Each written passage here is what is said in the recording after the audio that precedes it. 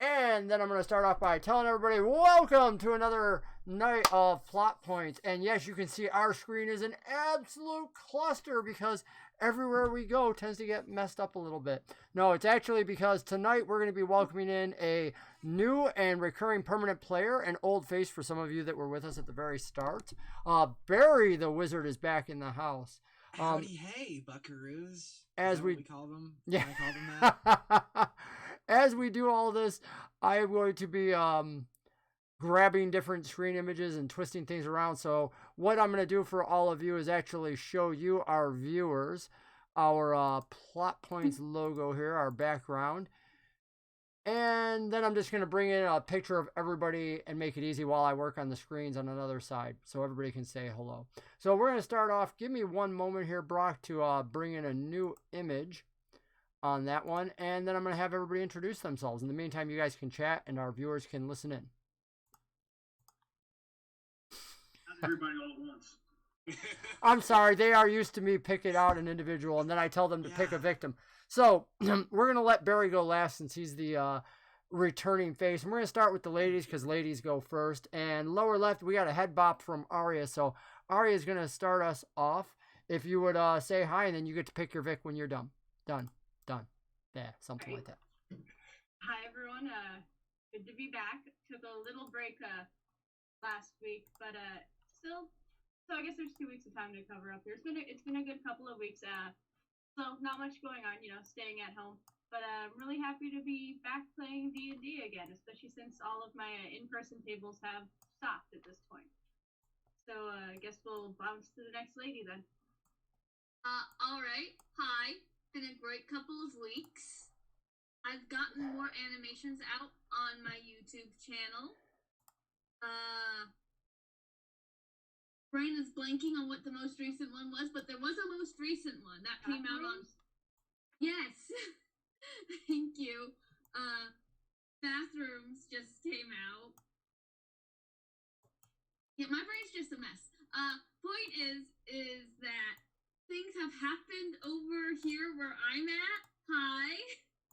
And I'll switch it over to Brock. Ooh, here, guys. Anyways, welcome back, everybody. Sorry we weren't able to get together last week and throw down some gaming, but we're back this week to double up on our efforts. So, been a busy week here on my end. We have decided to start house hunting. I believe we're going to be moving hopefully soon. Looking forward to that. Running into roadblocks right now, though. Other than that, just dealing with school and work, and that's about it. So let's head on over to Harry. All right, what's going on, guys? Good to be back, to have some fun, see what's going to happen next. So my past week was pretty fun. It was my birthday over on Saturday. Had a ton of fun, and thank you for everybody that said happy birthday to me. I very much appreciate that. You guys are in my hearts. Also, I don't know. I've just been working, and it's been. It seems like we're coming down off of this craziness of the whole virus right now. So it's kind of nice to see things kind of slowly start returning a little bit. So in that case, hey, it's a little bit more positive. So, but yeah, hopefully I didn't jinx anything. So yeah, over to you, John. Hi, everybody. It's good to be back after a very long time, like a really long time. Since everyone's talking about their week, my past week, I was talking to this really weird guy. His name's Sean. You might know where he is on here. And I was like, hey, are you still doing that whole Relics of War thing? And for some reason, he let me back on after I made a goblin boy lose his innocence. Shout out to the first session. Was his name Flash? Oh no. Oh, see it all of a sudden the memories start rolling. Boy, but I hope to maybe slightly more safe for work exclamation. I'm real jazzed to be here. I'm very happy that this guy let me back. Well, it is a true pleasure and an honor to have you here, and I will say, it actually speaks to my ability to find the right players. So I always say that it's great players' great DMs are not made; they are created by one another, or not just found; they are made by one another. You can tell when I'm distracted because nothing I say makes sense. So I'm gonna let you. Does that everybody? Oh yeah, it must be because you're the last person and I'm chatting. I'm literally still working on the other screen, grabbing images, and people will be able to watch that for a second. So now, to bring our players up to speed and to bring our viewers into the game, I want everybody to kind of chat and help Alex, or our player. Actually, what is it? You're playing Barry, right? Yeah, Barry. Yeah, so I'm playing Barry. I'm looking over at different screens and different names and jotting notes. So Yeah. Just if there's a name you guys aren't recognizing, it's probably me. I have too many of them. I'm sorry. So I got Barry here. And Barry will be needing to be brought up to speed. So I'm going to ask everybody else, kind of clue them in on what's going on, where we're at, while I continue to shuffle images to try and get us a screen. We're on a submarine going to hell, also known as the Sunken City of Giants. Welcome to 10,000 Leagues. Oh no. What is that? You I think it's basically about had some actually yellow, beetles. though. Well, to be fair, y'all we are, have bugs on the so ship. why are you going to hell? No, you missed the best part of it. We had a plan, right? There was a plan to go back to the main continent, and as is about the extent of what you need to do to a D&D group, when we got to the docks, two options were presented to us. The boat, which would take us where we wanted to go, and a boat which gave no other description beyond, you'll never get on it. So we decided that's the boat we were going to take without asking where it was going or anything. Challenge accepted. Yeah, so now we're going under the sea because there was another option. Under the sea. What? Okay. I joke a lot when I play video games that, like, because I'm really OCD and I have to explore everything, I'm like, I don't want to find the right path first. I must find every wrong path and hit every dead end and every treasure room that's hidden.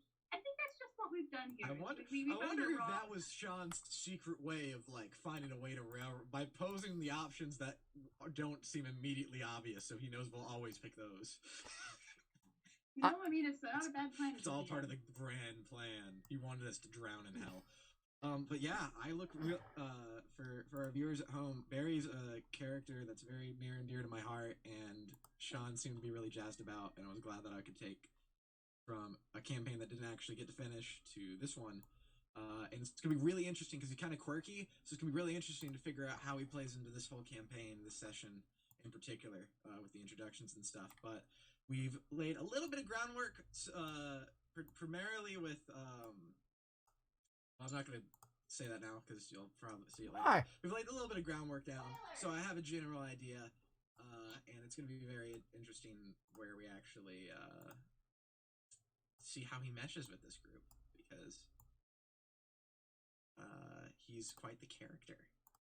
Well, we could play a Death is Real campaign where if you don't mesh, we just kill him. You just kill me?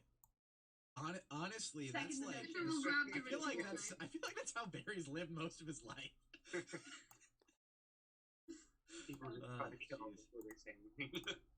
Yeah, it's like, be my friend? No? But what if you did? No? Oh god, okay, those are knives. Bye. Hold on, I think we actually might have a working screen now. Boom. No way. A working thing? I am a Relics of War stream? Never. I think, let's see, is everybody in the right spot? I think they're fine. Yeah. Oh my gosh, it actually looks like a professional screen suddenly. Woot! I don't know why Brox has a white line along the side of it, but I'm not going to ask any questions. Oh my gosh, you Something can to fix snack later. my stats, you impressive boy. Well, yeah, I was working at it here a little bit. Oh my god. Now, of course, I say all this, but this will not translate, sadly, to our other screen where we usually show the map and everything else. But I'll deal with that problem when we come to it. We're not too far off base. Okay, so now that the DM was totally distracted and not listening to his awesome players, I'm going to kind of recap what I think I remember from the last game, and then all my players can throw things at me virtually and tell me if I've got it wrong. So you guys were choosing to go back to Corvair. You guys had this great idea after getting locked into this dungeon with the dwarves, the undead dwarves, and you were like, oh yeah, we're out of here. That's it. We're going back to this merry, make-believe, happy land of Kumbayas that's also known as a land that had a war for 100 frickin' years. of fighting. But you know, hey, why not just go back to what you know? That just sounds happy and fun. And then, of course, you get to the docks and the boats, and you know, hey, look, we're gonna book passage out of here after robbing some poor old guy who was just sleeping all the time. Poor near Lysander admits to nothing. He is not a rogue.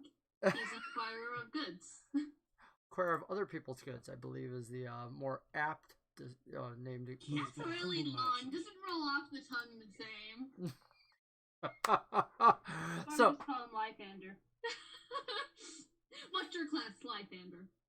There it is. That explains everything. you say Lythander, and everybody starts locking their doors and saying, "We need to buy a house somewhere else." Why are we moving? Lythander. It's like it's enough said. So yeah, they get to the docks, and there was this standard beautiful wooden ship where they could book passage and everything else, and then there was this metal monstrosity down at the end with this really dapper guy coming off of it all dressed up, foppy and whatnot, really looking good, and has this brutish looking Minotaur captain up top, and as they said, they couldn't book passage. Nice so hat. Big hat. He had a really big hat. And one massive broken horn, which still hangs on the wall of his cabin. So the players decide to work their way onto the ship, get onto it, never asking where it's going, never asking anything else, never asking about why it doesn't have sails, how it's made of metal and float, all the questions that would jump out at anybody else. They just, hey, look, great. I mean, they're being led through these tiny doors that are being sealed behind them with gears and cogs, and they're like, yeah, that's totally normal. That's totally jazz. But a little bit later, as they're underneath and they're making comments about how they're going to, see how far they've gotten, and they're going to go outside, and the people on the boat are like, how you plan on doing that when we're under the water? So they quickly learned this. They found out the ship had an infection on it. They were having problems. They worked some solutions, and they started a mutiny, for lack of better terms. And I mean, literally dropped the word right here in the middle of the sub. Oh yeah, let's talk about having a mutiny. Yeah, that's just like only D&D players. So why as a DM would I bother planning? So then they work with getting some people into the mutiny. Other people say no, other this, and no, we're not mutinying. We're just like talking, whatever. It's craziness. Go watch the episodes. They end up at one point later on. They're literally pitting the captain and this kind of House Orion dragon marked woman who they found out maintains the ship and is a big part of it, and they're not at odds. They did learn that the House Orion had hired this Minotaur specifically because he's brutish and he's easy to be in charge, and they had chosen this individual. But this Minotaur captain wanted to get Benoit the Eliath, who is equal size and equal grasp and equally as smart, to join him.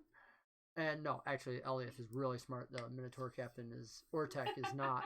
See, that was a real good diss there. Yeah, he didn't even catch on to it, though. He just, like, water off an Eliath back. It just doesn't work if you can't barb somebody. They had a sparring match verbally that turned into a physical altercation, and the next thing you know, everybody except for Lythander was involved. Lythander, who actually wanted to get into the room and rob the captain and was planning for this the whole time. Once the actual action starts, Lythander never enters the room. He just kind of sits outside it. He was very distracted. I mean, so this massive battle goes on, magic being shot, webs being shot, people being persuaded, people being knocked unconscious with sleep spells, and finally the peace is brought when they change loyalties and swing over to the House Orion woman and agree to put Captain Ortek captive and hold him as prisoner. At which point, now they feel the ship is well underway and they can make their way the final couple days all the way there. And there's a couple moments when like Lythander slips into the captain's room and the Warforged Claymore lets him in. So there's a little bit more behind the scenes stuff happening, but none of it changes the trajectory of them getting to this destination that they're told about, which was, I don't have my notes in front of me because I was working on this. Was it like Sililiath or something like that? I don't have the notes here.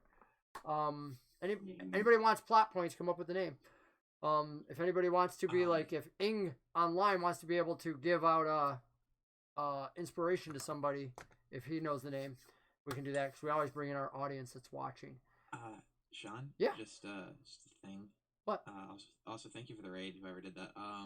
But I whispered you something on roll 20 for an easy intro dealio that I think will work. Well, Just let me know if that works. okay, that's definitely good. I like that. I never thought about using that. I will probably give that as a heads up because my other screen always has the chat window open.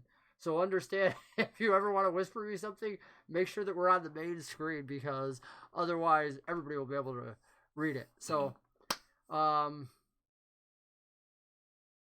does a raid do? This is perfect. This is perfect. Yeah, I can work with this. I can do this. Okay. Okay. But a raid is, to answer your question, it's when somebody is awesome as hell and is like, "Hey, I just finished my stream. I'm gonna send my boys over to you." And so. Oh my!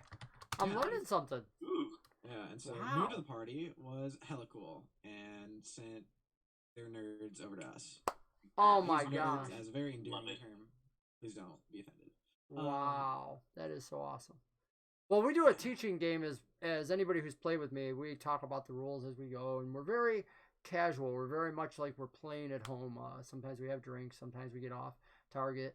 We don't approach this as just a professional show. We approach it as welcome into our home together. This is family, which is why when Barry actually was talking about, hey, look, I reached out, and why would I come back? Well, there's a reason. We're family. Family's always welcome home. So, all right. I'm sorry that I took some time getting off target there, bringing other people up to speed. You guys exited the ship, and as I recall, and this players open your ears, as I recall, you had just gotten off the ship. You had just seen this massive, for lack of a better term, stepped pyramid, a ziggurat, going up to the top of this dome, and you realize you're underneath the water. Outside the dome, you can see water, darkness, because you're pretty far into the sea, so for the most part it's dark, but the dome itself casts off a magical glow, acting like a sky. Most everything here is stone. There are no trees, there are no dirt, there are not growing things.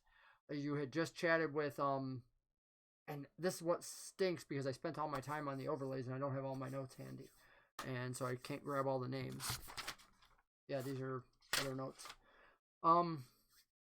You had just spoken with the individuals about coming off of the ship.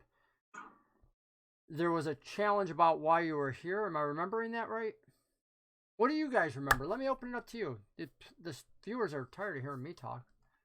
I just remember Claymore seeing a bunch of those ancient Warforged that were, I think Blight was still there, though, in the whole place. Blight is a thing. Yep. So that's 2 plot points because you remember correctly. There are ancient Warforged, the like of which these characters saw earlier in the underground Dwarven city. Warforged totally unlike Claymore, totally unlike anything built in the War for Corvair by House Cannith. So there was a concern about, because Claymore specifically knows he was one of the first Warforged ever built. So he's like, that's not right. Something about history there. And the second thing is the Blight, which was the infection on the submarine that they thought they took care of. They have quickly learned from these 2 individuals is present here in the city and is spreading. Anybody else remember anything from this conversation that wants to earn plot points? We were left off with Claymore and myself are escorting the captain to wherever they're going to confine him at. Yes, that's right. I think after that we were all planning on walking the city out. I think that's all that I really remember from after docking. That's perfect. They are going to the individual. So Benoit and Ionia's player each get a plot point for remembering something as well. Kitty, you can chime in with anything you remember. I want to respond to each person as they go. The Warforged, since this massive Minotaur is being frog walked by both Claymore on one side and the massive Eliath on the other, they're going to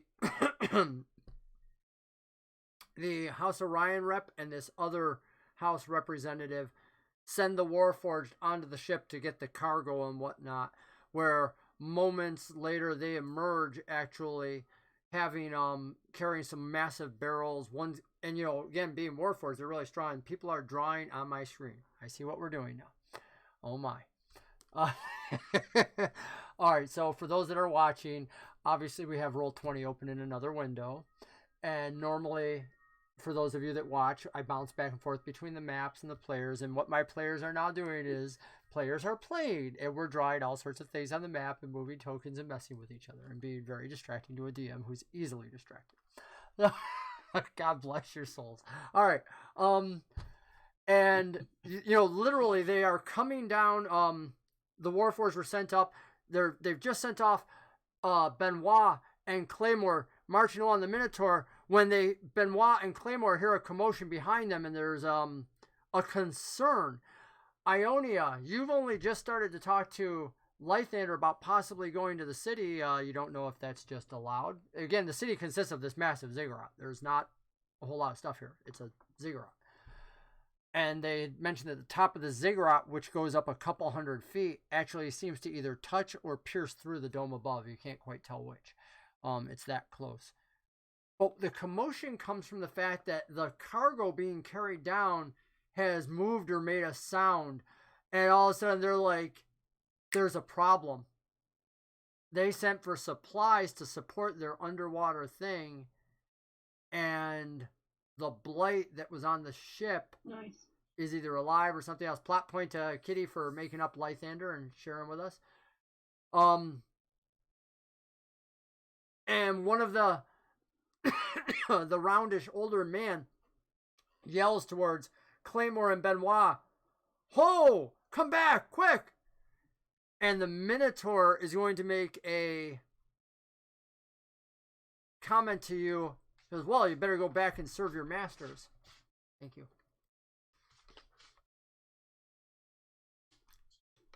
So I say we kind of hold up and see what's going on. Figure out which way we're supposed to be going. Assess the situation. Assessing the situation. There's a couple Warforged back there. One's got a big square crate. One's got a barrel. They appear to have been bringing them down, and as they appear to be standing now on both sides of this massive barrel and whatnot. And the barrel actually has this like fungus growing on the outside of it. It's a different color than the actual crate. Down near the bottom, it's like this. You can see, remember we talked about the rot inside the ships? The bottom of the barrel appears almost like a broken wine keg where it's gotten wet at the bottom. Something has come out of it and whatnot.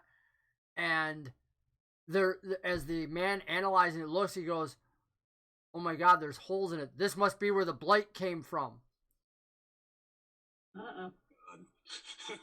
So what do you want to do? Do you want to go back and help out? Now these two Warforged have just been touching this barrel. I ain't going nowhere near them. Freeze spray. And it just wants to remind everybody that if somebody dies, it's a great time to assess their pockets. PSA. Is Ionia near enough to have heard that comment from the Warforged? Yes. The Warforged didn't make it. The fat man in charge made it. The Warforged aren't talking. Warforged are just working. Better to, unlike the mishap we had on the ship where panels got pulled off and egg stacks got snatched before we froze, I'm thinking it's better. There's already holes in this thing. I'm just going to freeze through the holes. Just kill the blight in the box. Okay. I mean, if there's any supplies in there, it's not likely to kill the supplies. You go over there, and there's a reek around this box that even the rot on the ship didn't have. So you go over to the box immediately. Now, this is a cantrip, right? Yes. So cantrip really fast. You know, it's not like a lengthy spell. And you put your hand to the box, and you start spraying in this thing. And all of a sudden, from in the box, before the blight can actually bust out through the bottom all over your legs like before, you're solving this problem for House Orion, for House Cantor. They're pleased. You're making points when the screaming starts, and it's not screaming from the men behind you. There's a screaming inside the box. Oh, Jesus! A moment later, the box top pops off. And some insects. That's so cool. Oh my God. That's the point.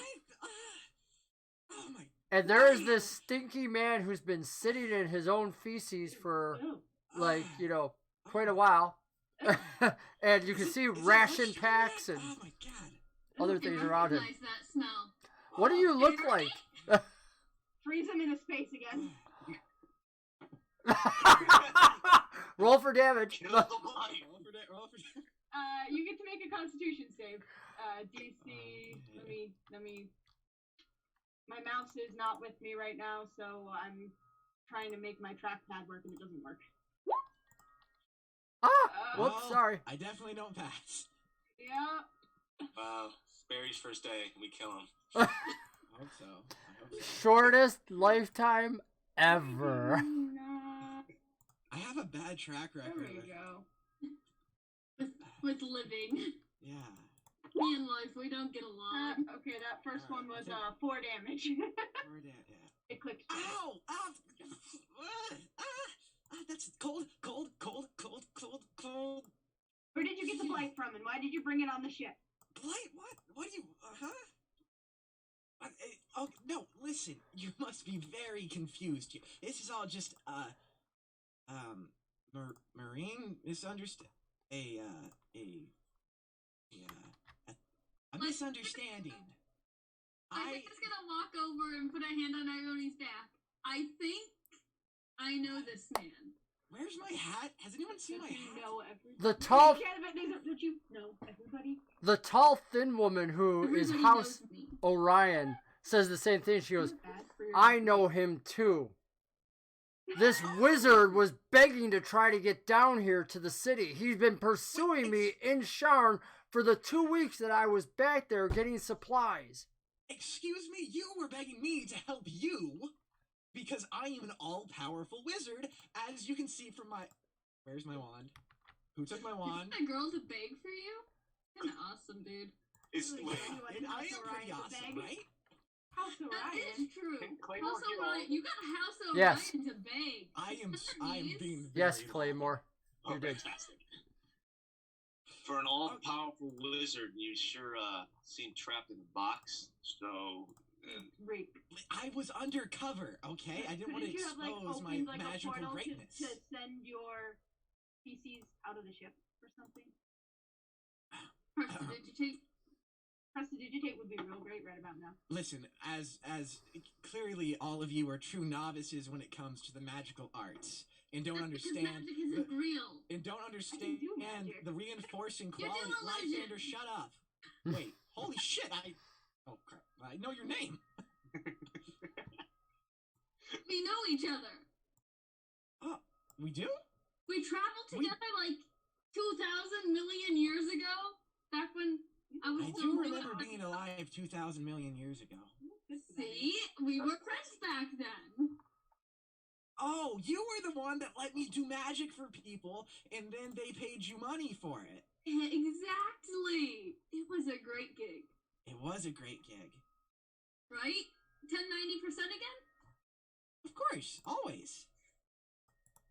Wait, Benoit, Very. you're recognizing this voice of this individual that you see in the distance. You know exactly who that is, especially with that weird hat.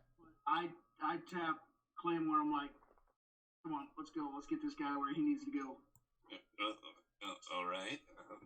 I wanted to see the box magician. Whatever. Grand Arch Wizard of the 12th Realm. That, Yeah, that seems He real. does a lot of illusions. What country are you employed by? Are you employed by one of the main nations? I'm a bit of a freelance, as it were.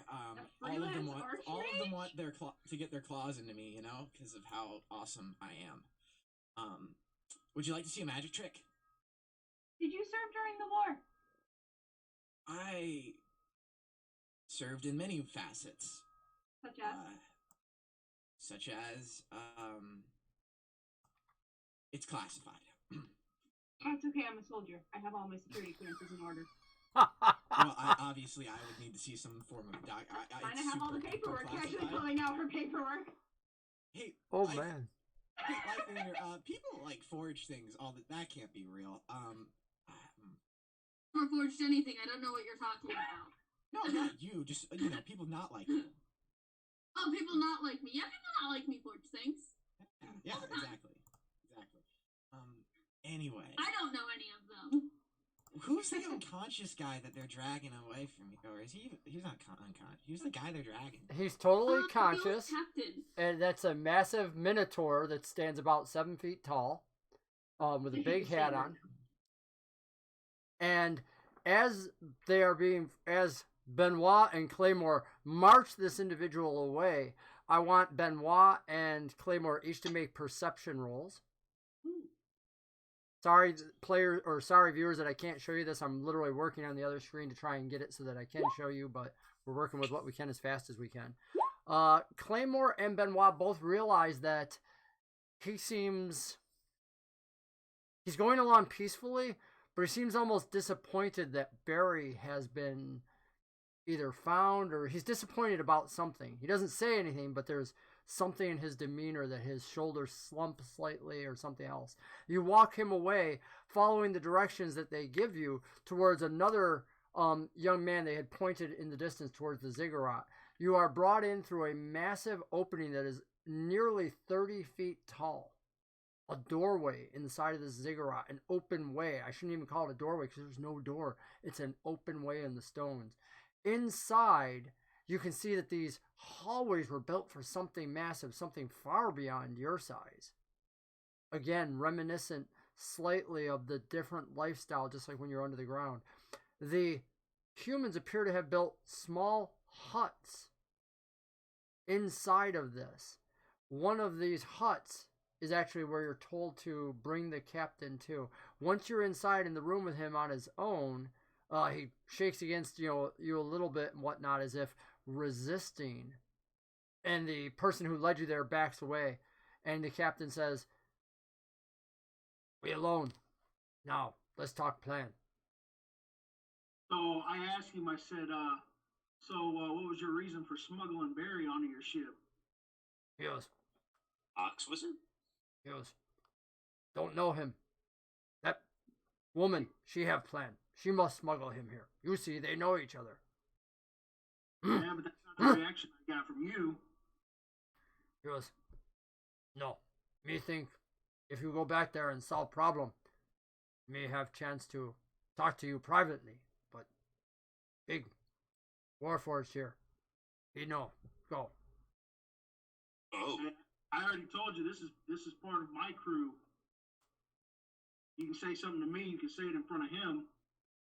Best chance of anything good coming about for you is to work with other people.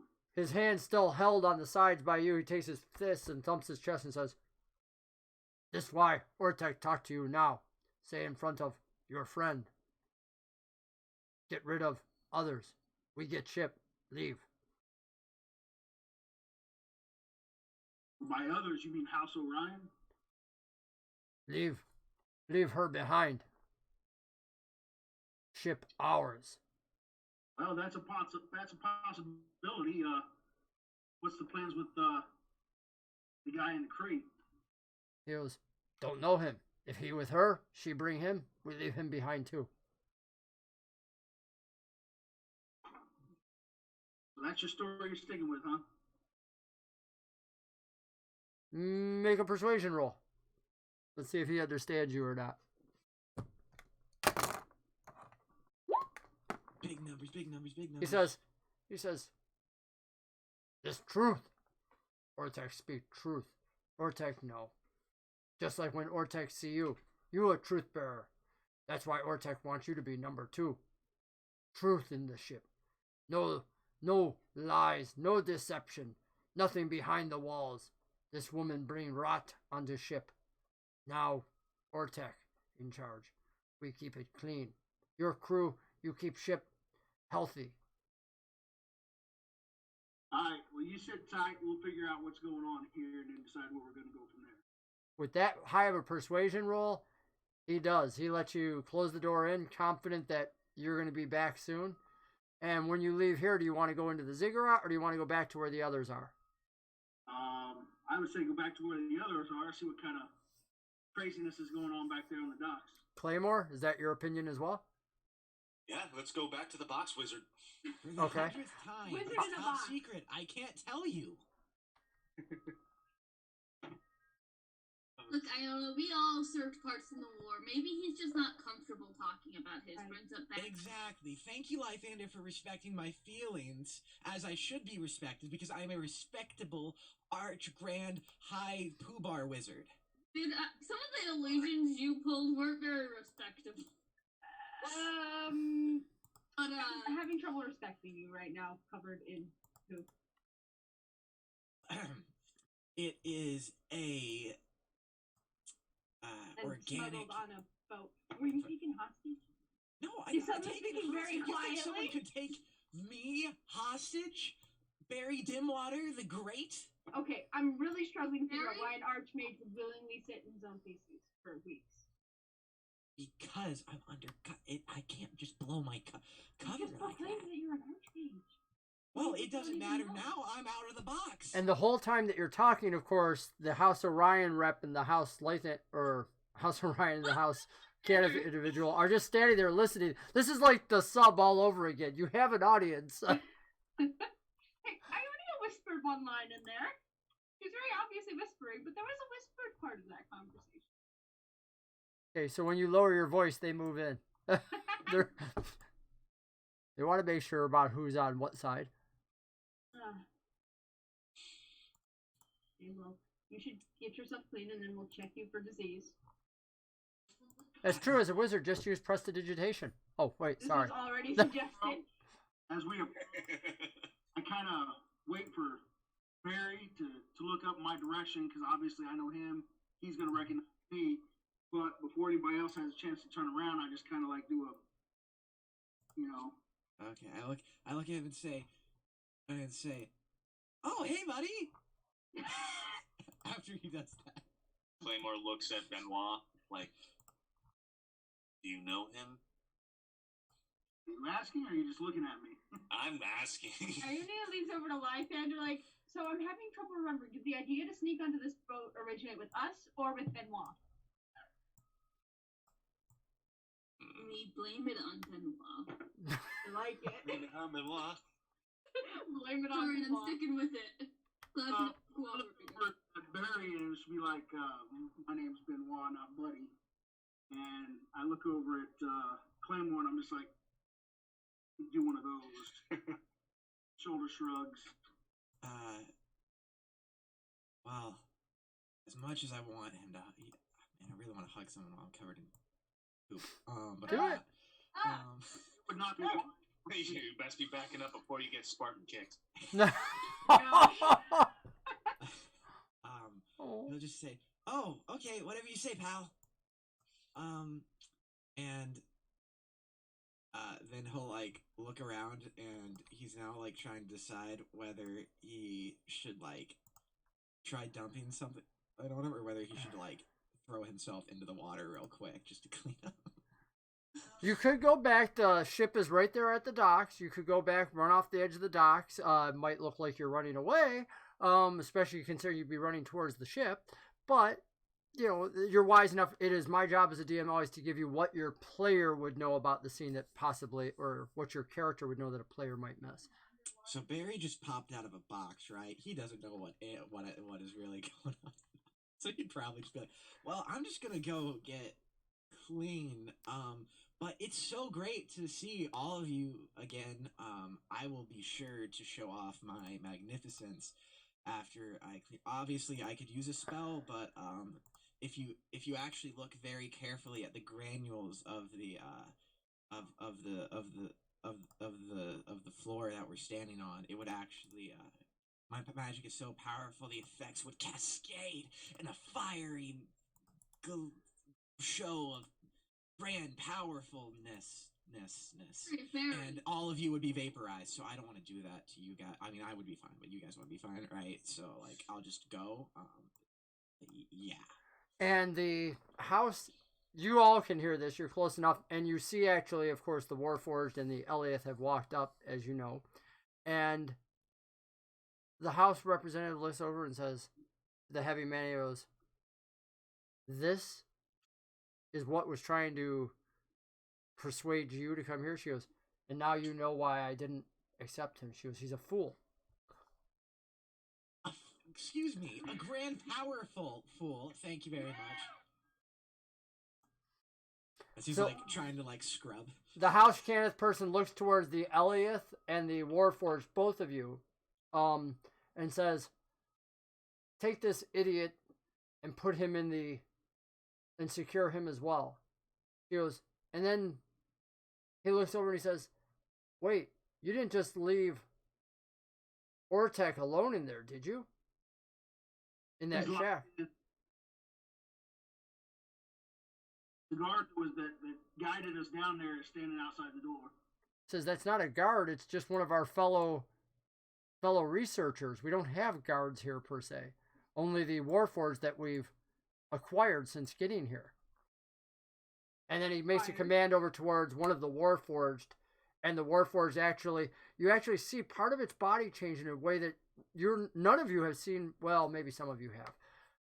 Almost like the scout fashion, its body hunches down, its legs change slightly into a running mode, and it takes off at a sprint faster than a normal person can run. It sprints over towards the That is terrifying. thing and goes inside. Yeah, these ones are built for something very different than just imitating humans. That was Sure impressive. wouldn't want to be fighting against I that. don't know if impressive is the word I would use. Awesome. Difficult to outrun. Cool.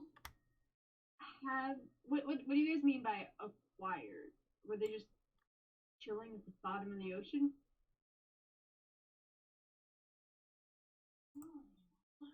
All right, I'm going to try this and see if this works. Did I get everybody lined up? I think I did. There you We go, shall see. viewers. Now you can see what they're playing with on the screen, and you can see all of them and their shenanigans. Bum, bum, bum, There we go. bum. So now we have both screens working again, guys. We are set there. We can actually live. Huzzah. And the game lives again. All right, so what are we doing? Ione had asked what they meant by acquired for the Warforged. If they were just chilling at the bottom of the ocean, how old they were. The House Cannith representative says, most of these were found here. A few have been brought from elsewhere. And he says, I still don't know who you are. He says, let me make an intelligence roll for him. He goes, but your accent is absolutely Kyrian, as well as those braids. He goes, in fact, your armor looks somewhat dated. He goes, and he actually names the regiment that you were from. A particular way that you guys actually braid in the styles that connects. This individual may look very much like a nerd and a scholar, but he knows He quite a totally bit. is. You know, but he knows about war too. This is not just a research representative. That becomes quickly apparent. Wow. Yeah. No, that's. I'm Ione. I've been serving for, well, up until incredibly recently. Mm-hmm. I offered to shake his hand and introduce myself, formally along all those lines. How do you introduce yourself? What titles are you giving yourself? Or I will introduce myself with the titles that I had. I was never really hired as an officer or anything. I was just a soldier that was sent in, kind of front lines material, but not like general or any. No. so you use all your military background. Yes, I will use my military background. So not a grand wizard. Are you whispering that, or you say that out loud, Didn't or? claim to be a wizard. Oh no, that was an OSC comment. Had to wonder if you were like sitting here trying to have a wizard off or something. No, I'm trying to get clean. Let me know when I'm clean. No roll necessary. The individual hearing this, actually, you can tell intrinsically that he appreciates that. He goes, I appreciated the directness, and you have House Cannith's deepest sympathies for what happened to your nation. Appreciate that. Now, then he looks over towards Benoit, and he says, your type. And then he pauses, and he goes, what the ears are wrong. He goes, your skin is a different color. He goes, you're not a Goliath. You're elves. Your ears. You're what? You're not a half elf human. What are you? Unique. The man smiles. I hope that we all are, on the inside as well as the outside, and perhaps a little less foppish than this one. And he points towards the muck-covered wizard. Barry, in the meantime, have you gone over to the water and like tried to sneak away or what? Yeah. Well, not sneak away, just clean. I mean, I'm gonna be the guy. I'm gonna be, you know, I came here for a gosh darn reason. They begged me to come here, so I'm gonna do the thing. Claymore, you're asked to actually escort him and make sure that he does not try and get on the ship.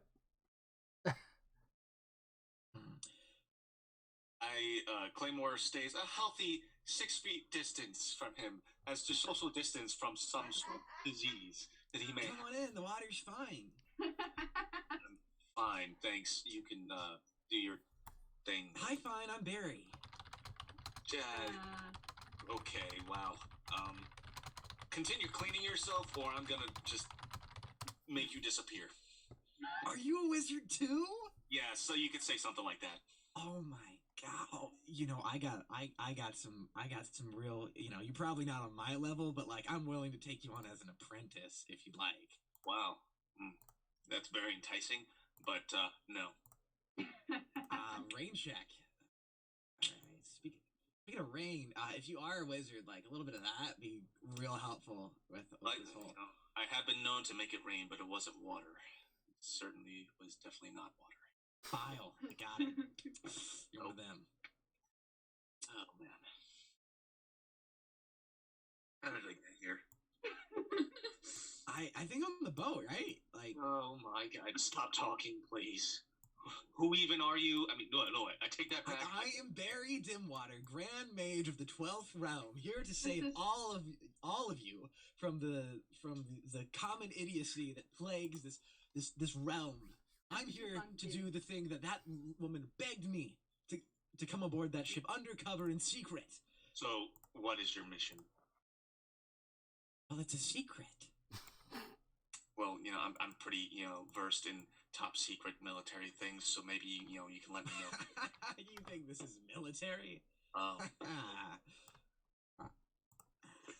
It's wizard stuff, pal. Walks over to the end of the dock, the little pier there, and reaches down and snatches up the little grand poobah wizard guy and says, "Come on, all magnificent. Oh gosh, gross.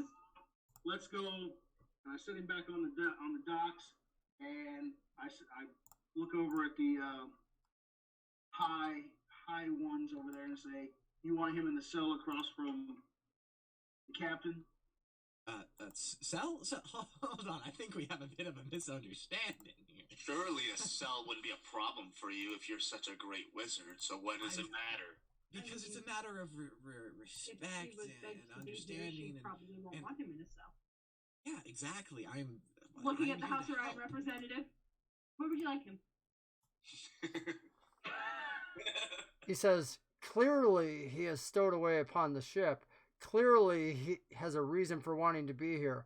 I want to know what that reason is. Listen, Would somebody you like mentioned. us to interrogate him?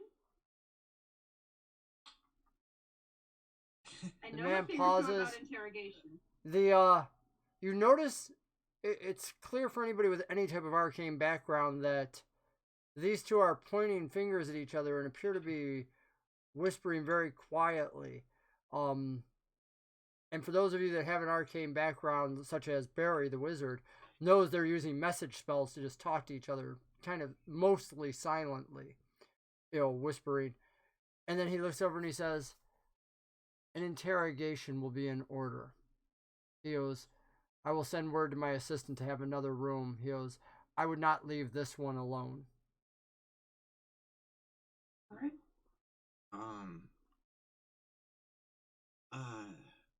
All right. No, I'm not gonna do that. Never. God, Well, you know what? No, I am gonna do that because I see them doing magic, and so I'm feeling like a little bit left out. So if I'm gonna try and be subtle about it, but I'm gonna be subtle about it, and I'm gonna make it seem like if I've heard their voices, then I can likely cast minor illusion and make it seem sort of magical to sound like a whisper going in. How do I pronounce your name, Brock? Benoit's, like their voice whispering in Benoit's ear to specifically say, but don't hurt him. We need him alive.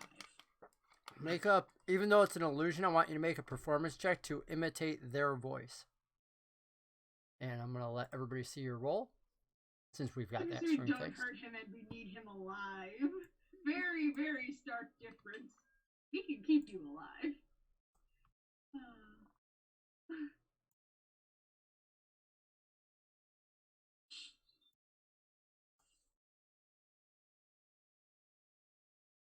Give me? Yeah, 15 performance. Benoit, you hear in your ear exactly what he just described. And what was it again? What was I told? But don't hurt him. We need him alive. That was as much as he could come up with on the spot.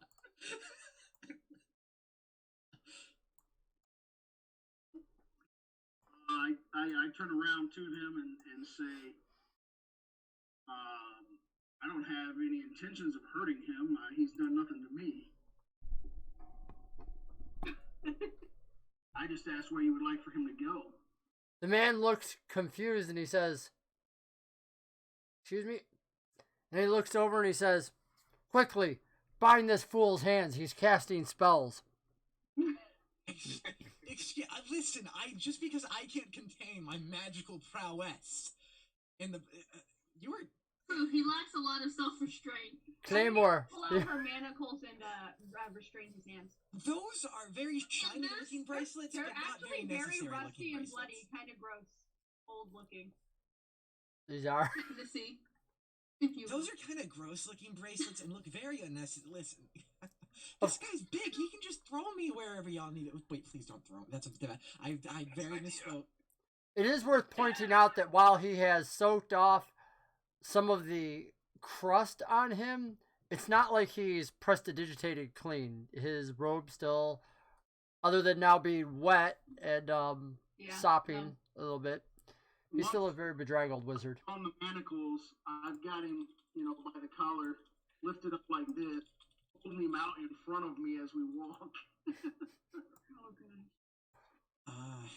Y'all are taking me to my quarters, right? Yeah.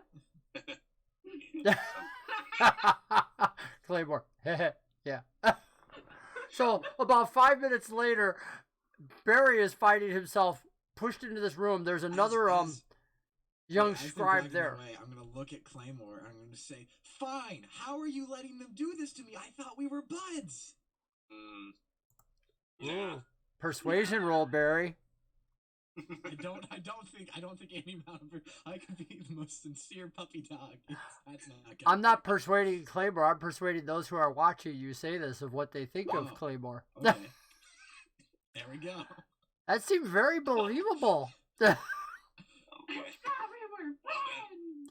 Like I said, there's always things. There's what the players intend, and then it's how it affects the world in 1,000 other ways. Claymore, why'd you ask me if I know him if you know him? Oh, well, I don't know what the heck you're talking about because I definitely don't know him, and he's just talking some sort of crap. I'm just saying. You might be dealing with a compulsive liar. Absolutely.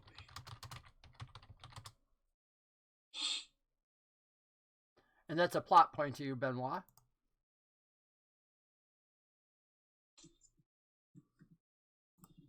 So I escort him to this room. Who all's around?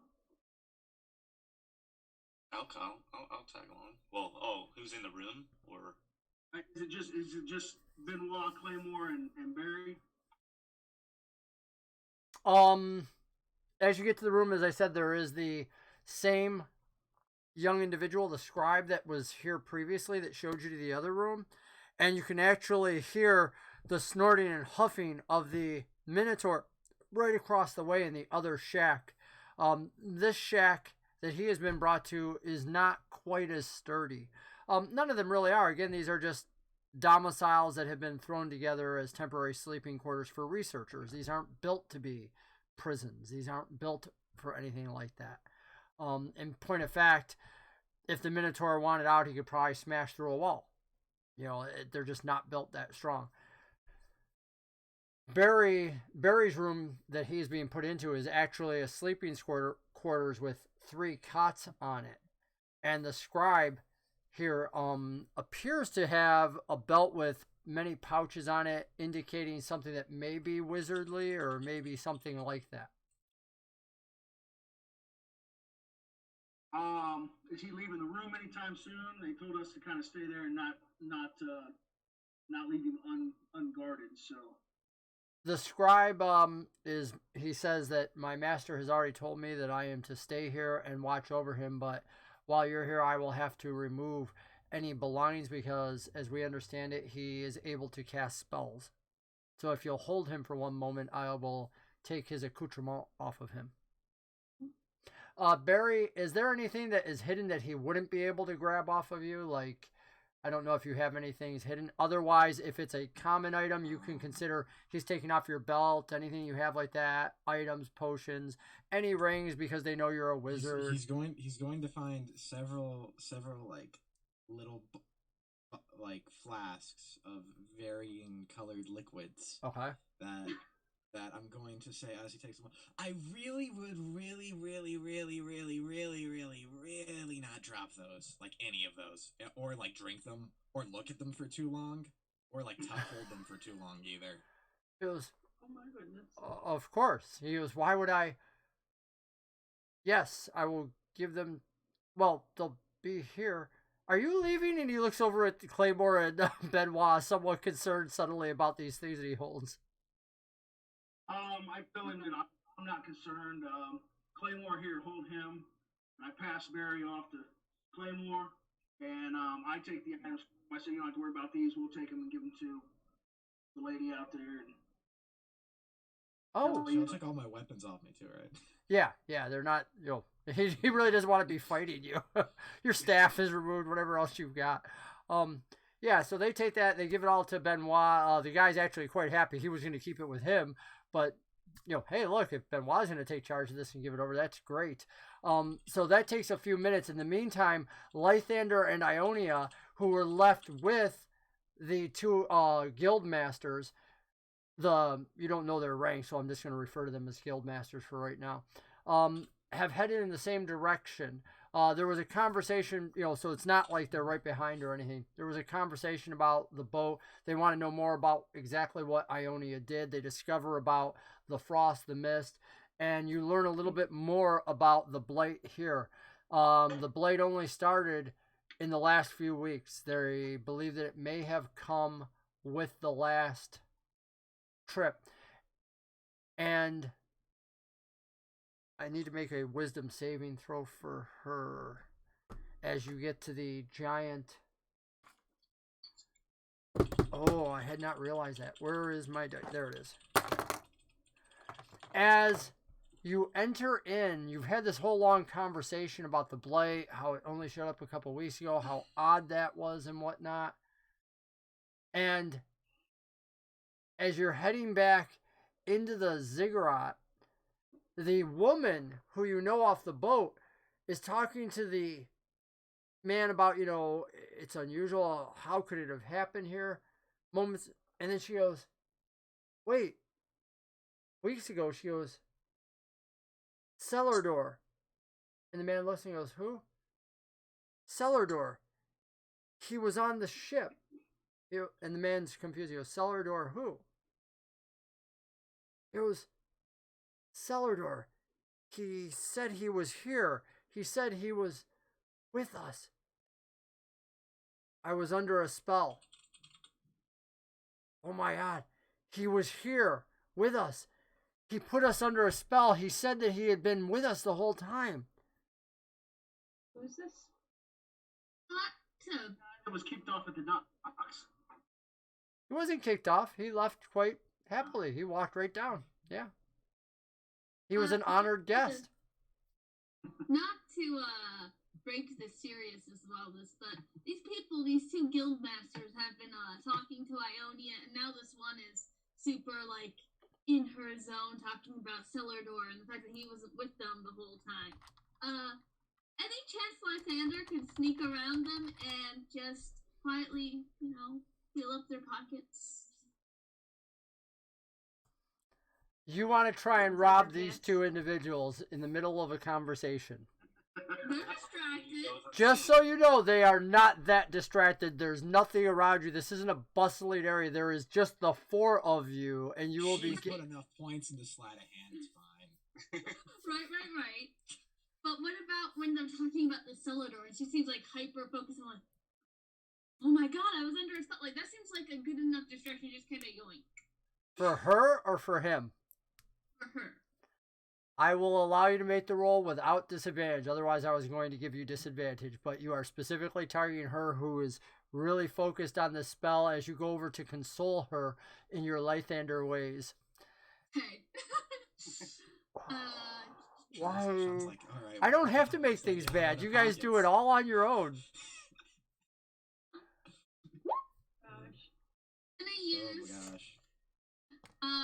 I'm gonna use 10 plot points. 10? 10. I'll do it. You really want this to work. Jeez. Moments later. Pocket lid. How did you roll a second time? I don't know. Oh, okay. I was just like, I didn't ask for a second roll, so yeah, it's a for- 24. I'm like, because it's a nat 20, and I'm like, wow, dude. No, it's a 24, I swear.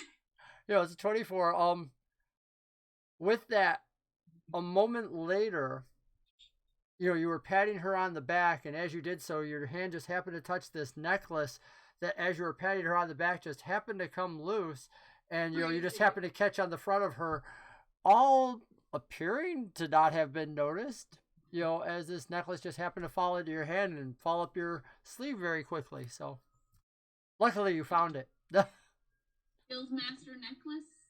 Yeah, specifically House Orion Guildmaster necklace. That could come in handy. So I'm behind that little scribe's. Wasn't her name Lilith? I And don't remember. Her name was Necklace Girl. She goes by L, but I thought it was Ellen. Ellen, plot point for Arya. Go ahead, Brock. They say I'm behind the back of the scribe, got the items in my hand, and I kind of nod to Barry. I hold up his items, and I'm like, shh. Claymore can see me, but the scribe can't. I'll explain to him later. I'm trying to get Barry to kind of. Barry mouths back. Are you casting a spell? The man looks confused and looks back at Benoit, who still has the things up in the air like this, but Benoit's not saying anything, and he looks and he goes, Don't try to use those for a spell. Don't drink that. Didn't you hear what he said? I just got them. I'm not a magician. They're very, very well. They haven't actually invented a word for it yet, but I'm calling it very-tastic. It's a work in progress. Yeah, I don't know if maybe this could go into here or what. I'm not with.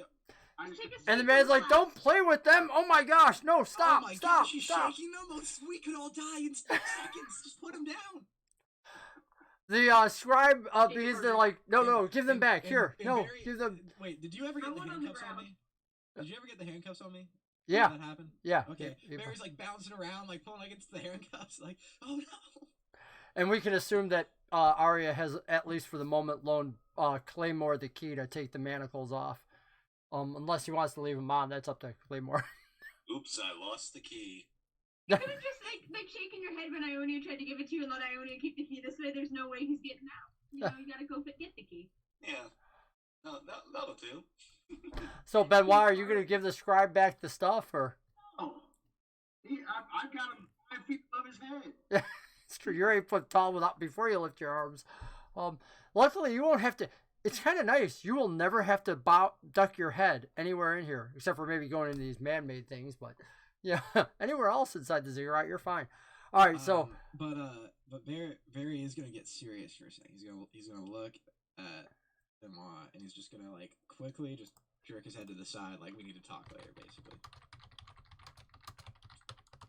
Well, that's kind of been the message I've been trying to get across to Barry, but he hasn't. Well, Barry doesn't pick up on that. Barry only is concerned with his messages.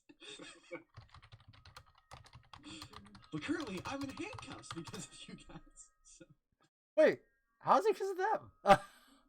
It's all because of your action. You should own up to your own consequences, buddy. Wait, Moments Sean, later- Are those instructions for me? No, I'm just. Okay, I was about to be like, you want the smooth jazz back over those? No, you were like, no, the way you were talking, you're like, I'm bringing it down, and I'm like, oh yeah. Oh, yeah, bring it down low. Yeah, it's like, All you cool cats and kittens out there. it's like, hey, let me bring it. Let's make it real now. Let's make it real. Bring it down low. Bringing it down. All right, you guys end up leaving the room. You've got his stuff and whatnot. Barry's left in the room, locked up, still the manacles on. Just him and the scribe, who's not as nervous now that the magic items are gone, but does appear a bit nervous. You think, Barry? You seem to have persuaded him. This man who's not used to guarding people. Clearly, you in fact don't see any weapons on him other than a wand at his side. You see again the small pouches indicating he's probably a wizard. You know, maybe I don't want to guess whether or not he's more or less powerful than you, but So, I just look at him. So, how many left-winged Cargophiles have you killed in the past month? the man looks incredibly confused and says, "There's nothing living down here. We've been trying to research what the giants were doing." Well, that's what the Giants wanted you to think. You haven't seen them? He says no one's seen the giants for thousands of years. No, not the Giants. The Cargophiles. The with the what? These little mystical People who sleep with cargo or really sleep in the cargo, it's really just Barry. these little enchanted mechanical creatures that were born from grew from the very stone itself that are visible to the non-enchanted eye, but they wriggle into your ear and start just scratching at the insides of your brain slowly. So, I saw 4 on my way in here just now. The left-winged ones are especially dangerous. You can make a persuasion roll. At first, he appears to be. Can it be He says, deception? "You're a fool." This is very sure. deceiving. Why not? Why not? Boom. He is very Expertise, resistant. baby. Very does not believe you at all. And you're pretty sure that's an outward appearance because he's like, no, there is no such thing. No. I would have known about it. I would have read about it. There's nothing in any of the things, including the draconic prophecy about this, and we've already read about us being here. Well, it's a very ancient secret, one that's been hidden amongst the whispers of the Cargophile gems in the third Archrealm. You continue to amaze him, spitting your stories and whatnot. In the meantime, Arya, what are you doing out there? Wait, just for context, because it's like a big trait of Bear. He'll start telling him about the story of Bran Bronzebeard, a dwarf wizard from centuries ago, and telling this like long tale that was actually just a play that like he did when he was little. I love it. So you start regaling him. Now, did Brands happen to fight these Cargophiles? Yes. He fought their queen. Oh, so you are. So these have been around for a long time, and you realize that's actually when you realize your deception has started to catch him, because he's asking questions, trying to mine you for details like, so how did this Bronzebeard defeat them, and how did he defeat the queen, and and you realize you've gotten him totally bought in at this point, even though he's acting very resistant to it. Arya, how about you? What is Ionia doing? Ionia is asking for more information about who this cellar door person is, what it is that the elf thinks that she remembers about him. You and Lythander begin to realize very quickly that cellar door is totally unknown to the House Cannith individual. He has no memory of ever seeing him here at all. Whereas the woman specifically remembers him only on the ship leaving, as if she was under a powerful charm spell, as if her memories had been clouded for this time, as if everyone on the ship had known him. Now, she says the crew just accepted when Ortek and I brought him on board, and the House Cannith individual is probing her, saying, well, wait, who brought him on board? Was it Ortek or was it you? She says, I remember him. We were getting ready to leave. You had told us to go to... He goes, you were going to Corvair. He goes, didn't you get there? She says, no, we went... Ortek took us to... It was near Zoriat, an island. I don't know why. It made sense at the time, though. She was his spell must have been over Ortek as well, and the rest of the crew, of course, just followed orders. But we went to a foreign land, and that's where, and she looks over puzzled, she goes, and that's where he found you. Now, of course, the House Cannith man wants to know, was it like part of Celador's thing trying to get you in? And she says, no, he never even spoke to them. They just approached. But Ortek seemed to know them. And that was strange in and of itself, but with Ortek's past, and the man kind of nods and says, yeah, he goes, we'll get a replacement for him. Would it be possible or beneficial we could also talk to Ortek if Ortek was under the spell and this wasn't some sort of subterfuge or anything? Then we could potentially, I mean, his memory should have the same kinds of folds as yours, right? He shouldn't really be able to recall, but I doubt that man is very good at bluffing. They agree. You guys head in as a group to the hut right across. Barry, you hear a door open and closed. Benoit and Claymore, you've met them as they're coming into the ziggurat. You discover exactly what their plans are, that they've discovered there's a spell that they think was placed on some of the crew, and they now want to go and interrogate Ortek. Do you have any suggestions or input on that, Claymore or Benoit? I'd kind of like to follow along, maybe stand outside and listen to what's going on. Reserved for now. Okay, they are absolutely down with that. They bring you in and whatnot. The door opens.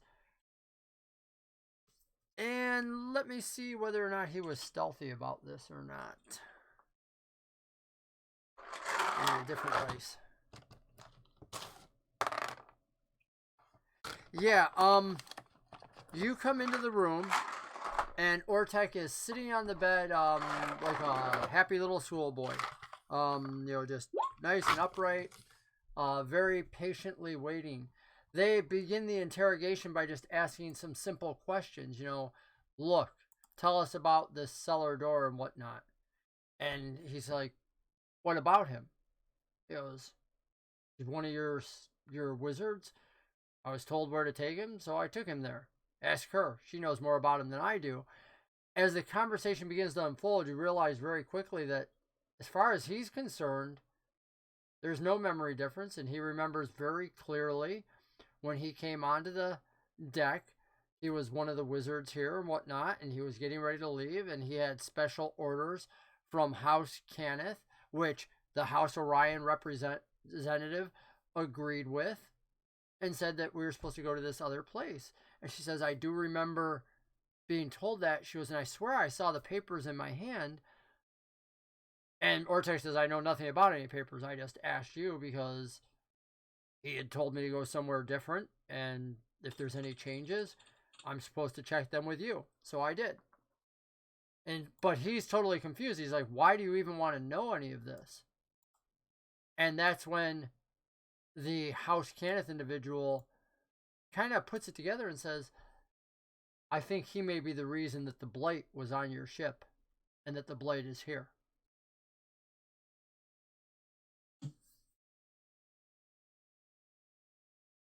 Do you recall any sort of significant aspects about Celador that may indicate what nation he's from, or like any specific group that he might be working for. Who are you asking this of? Ortek? Ortek or Al. Okay. Or as far as Ortek's concerned, he's one of the wizards from right here that, you know, the House Orion or the House Cannith individual should know. He's one of theirs as far as Ortek is concerned. And Ortek, it becomes very apparent, appears to be still be under the spell. He sees no difference, you know. Whereas for her, her mind clouded. Ortek is a ship-based person. He's like, he's one of your wizards. And of course, she's like, no, he's not. She's not arguing it with him. So when you ask her, the man and the woman from the two houses, they have no memory of seeing him down here. The only person with a memory of any difference is the House Orion individual who came into here. And you also realize why. As she begins to discern the reason why, she says it's one of the ancient giant spells on this place. Most magical enchantments seem to fail when we come through the main door. She goes, old magic, we don't quite understand it yet, even why it exists. But she goes, it removes most enchantments. And the man says, he goes, then how could none of us have seen him if he was here? Wouldn't it have removed the invisibility if he was using that or something else? And she points over towards Ortek and says, clearly, as we know, it doesn't remove all enchantments. And the man nods. So, what? Go ahead. So is there just like, to me, I feel like this is, I'm just trying to ask to clarify some information, because is this a matter that it doesn't remove all enchantments, as in, like, you know, old enough magic is immune to its effect, resistant, it doesn't remove all enchantments, as in it runs a certain percent chance of failure? Because I can't imagine he'd have used two different charm spells on you two, but it seems to have failed on you and continued to work on Ortek, which seems more like there's a percent chance of failure situation, at which point, I mean, you do what you have to do, but he'd have been running that percent chance of failure that the invisibility spell failed, and he seems like he's incredibly put together. Like, he's not running random risks waiting for things to fall apart.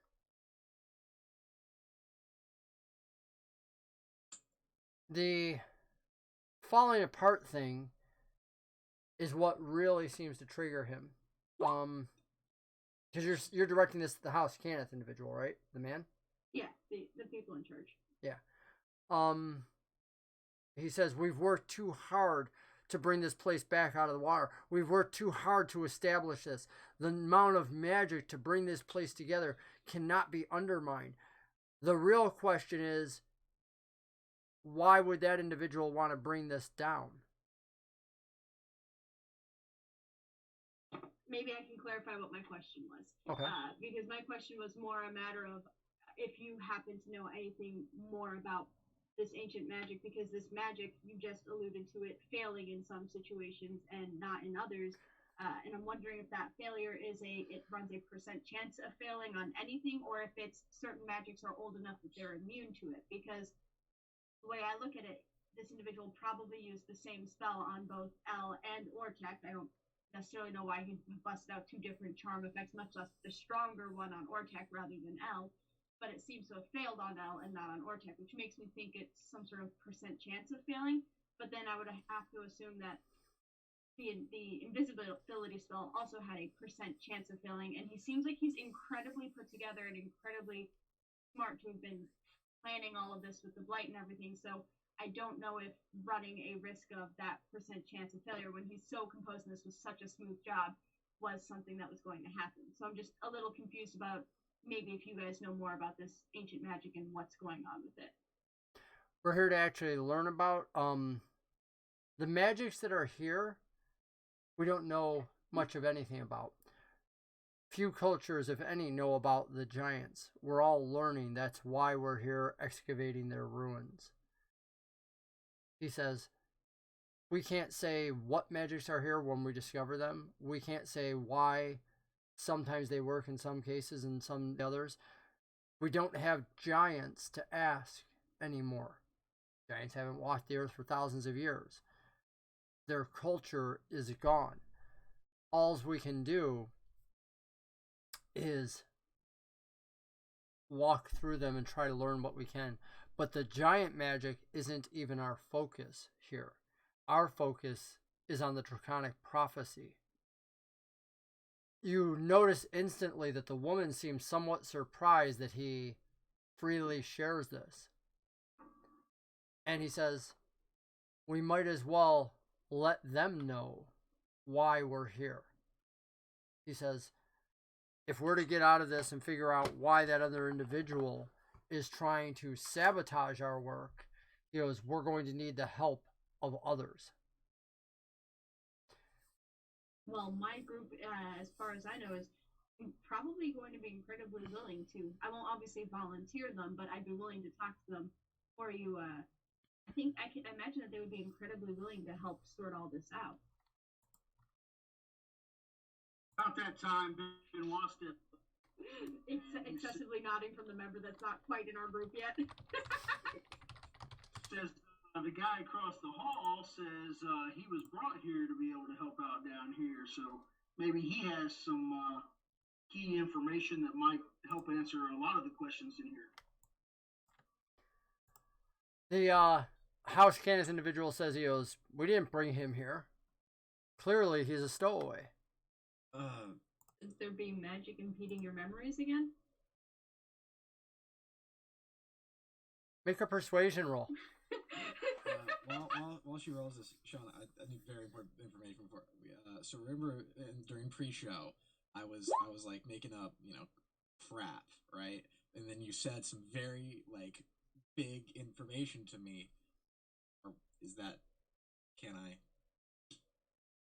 I'm not following you at all. I said, what God. information do you? I was like... it involves the thing that the scribe mentioned to me earlier about how they'd already read about themselves. Future? Oh, the Draconic prophecy. Yeah. What about it? I'm not sure what you're asking me. Can I genuinely use that from a part of my motivation for being here? Oh, yeah, that's totally up to you, sweet. dude. That's all character background. That's your story. Yeah, I adapt as a DM. I adapt to the players. Right? No, So, yeah. That's the Draconic prophecy is actually a world-known thing, though most people have never experienced it. But it's kind of like talking about the sky above your head. Most people have never flown in the sky, but everybody knows it's there. Whether it's real or not, well, like magic, that's not a question in any Ebberon setting because magic is everywhere. Now, it would be questionable like the gods. In the Ebberon settings, the gods really aren't there, unlike every other D&D setting. You don't get avatars walking or any of these other things. So it's along that same lines. Yet, the Silver Flame, and there is the host and whatnot, which are the godlike beings, but the Silver Flame actually believes in this as a religion. They export religion. Similarly, the Draconic prophecy, some people adhere to this. Some people are obsessed with this. Some people believe that it prophesied the 100-Year War. Some people believe that the end of the war is literally just a stepping stone. And intrinsically, and I'll let you actually roll for this. You can make a history check, and we'll see if you can earn this one or not. Okay. Yeah. Okay. Arcana is... I'm going to have you make two. Make a first one. So you fail on the first one, so I'm not giving you that. Let's see the second one. It's on a totally different tangent, but might be fun. Uh-oh, we're lagging. 19. 19 will work. Enough that there is a Warforged known as the Lord of Blades who is searching for the Draconic prophecy. And one of the things that actually clued you into it was the Lord of Blades supposedly living in the Mornland, the ruins of Kyrie, is searching for the Draconic prophecy down where he said the true source of the Warforged are. So you happen to have heard some of these rumors and whatnot, bar talk, other things, and you knew a little bit about this Draconic prophecy, and the Lord of Blades is rumored to be a Warforged himself. Okay, and he's looking for the prophecy in the place where the Warforged originated. That was what you said, right? Yep. Which from you've rumors have given you this idea that now Cannith, of course, is to have created all the Warforged. Cannith is in, they created them in Kyrie, which is now the Mournlands. Yet the Lord of Blades is in Kyrie, the Mournlands. What was Kyrie, I should say. And yet he's looking elsewhere. When you first, when this prophecy, or when this idea, this rumor came to you, it was talking about how Warforged were trying to get somewhere to the south.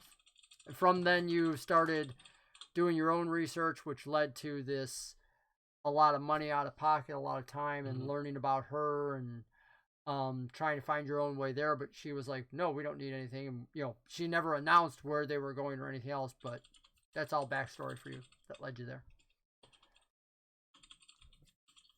All right, sweet, good to know. Okay, cool. All right, cutting back into the scene. Who wants to pick it up? Which of the four of you? Ionia just rolled her persuasion. And she got a 20. Thank you. Nice. Yeah.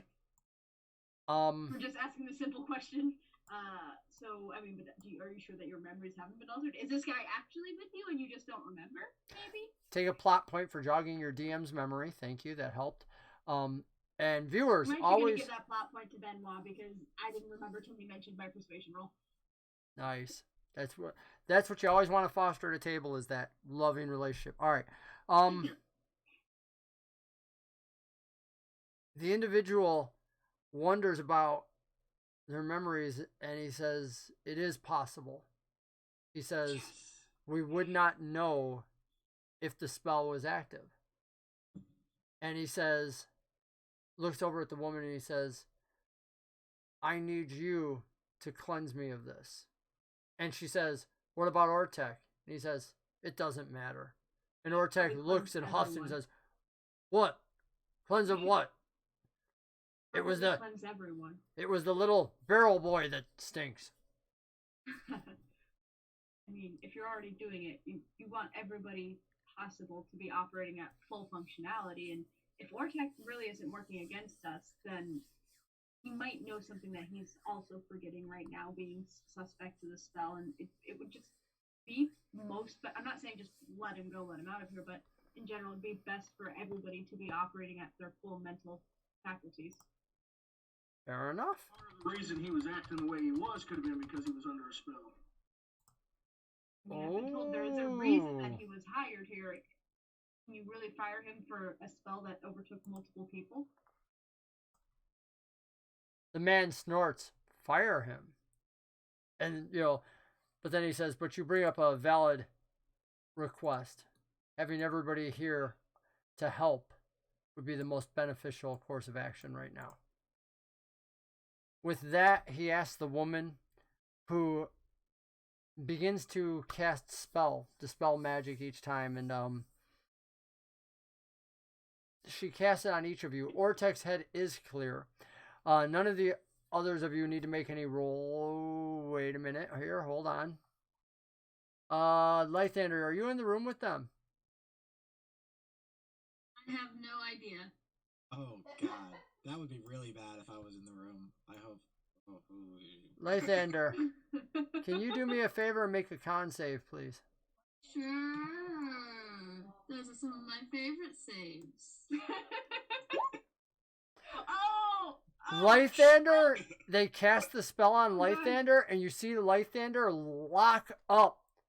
Eyes roll back into his head, and like a solid board, falls backwards, his entire body locked.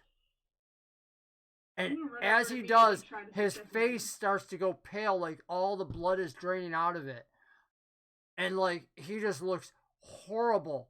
And you start to see like these pale white lines across his skin and everything else, and his eyes are just up, and he's there twitching on the ground.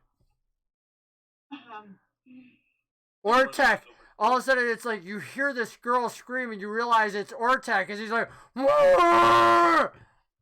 His big cow blast out, Vortec is screaming too? Yes, and Barry, you can hear that from the room across. And I immediately say, "You hear that? That's what a bunch of cargophiles crawling into people's brains sounds like. You need to let me out of here." You shut up. You have advantage on your persuasion roll. Go ahead and make a roll. Claymore, are you in the room with Barry? Oh, wait.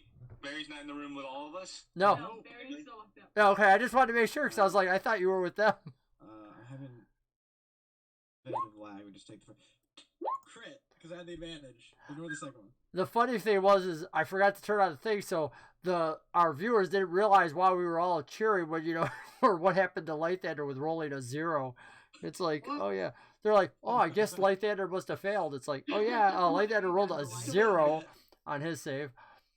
Lighthander locks up, goes back. The cowman, the Minotaur, moves his head off, and Barry seizes the opportunity to push this cargo file deception, rolling a nat 20. You had advantage. Why? Did I say advantage? Oh, because I gave it to you. That's right. Yeah. I'm just like, as a DM, I'm like, man, dude. And again, 26. That's a beautiful thing. Again, on any checks.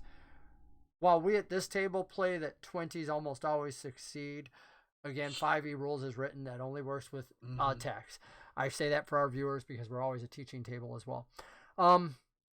But in this case, dude, it's a nat 20. His eyes kind of bulge out, and he fumbles, realizing he doesn't have the key because Claymore never left him the key. He's like, we got to get out of here. And he goes over and opens the door, clicks it open, looks both ways, tells you to come forward. Are you going? Okay. He grabs the front of you and starts dragging you towards the ship. Wait, no. It's just that we need to go. I need to save them. Claymore and Benoit, you can hear this conversation just outside the door. Because your backs are in front of the door and your doorway's open. Look and see them starting to haul Barry down the hall. So I grab his other arm and pull back this way, kind of like a tug of war, hoping that I pull both of them at the same time. Yeah, the scribe is tiny compared to you. I'll say, this guy's crazy. He thinks bugs are going to crawl in his ears and kill him. The man's like, but the cargo files are real. Bronzebeard fought them.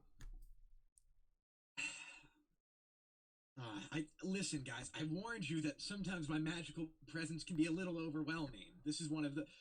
He just said that we were all going to die. There's bugs in your ears. Don't worry about it. The man, totally confused, gets a face of anger and whatnot. You guys can all hear this happening outside. Lythander, Arya, what are you doing? Kind of getting a little distracted, looking towards the door, hearing all this commotion. Like, did Lythander pass out there? Lythander is locked up, yeah. Lythander is locked solid. Iunia had gone over to be next to try and check on him, but she has no healing spells or anything that she can help him. My plan was to try and get into that room and help. I'm not a cleric. Because I just pulled everybody over there. Okay, so I'm in the room? Well, it's kind of like crowded again. This isn't a big room. This is a sleeping room.